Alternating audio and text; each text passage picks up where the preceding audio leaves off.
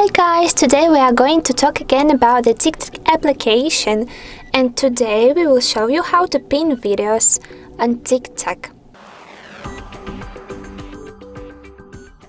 So let's go to this app, and as you can see we are on our profile page. So what to do if you want to manage your profile look and you want to save some videos at the top panel of your page to make, for example, these shootings more popular.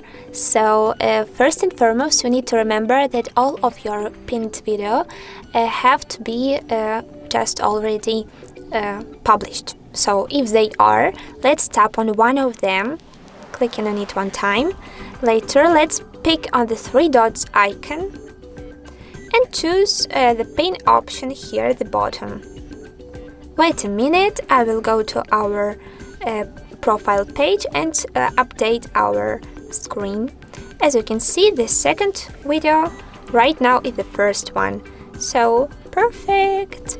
Thank you for watching. Don't forget to subscribe to our YouTube and of course HardReset.Info TikTok channel. Goodbye!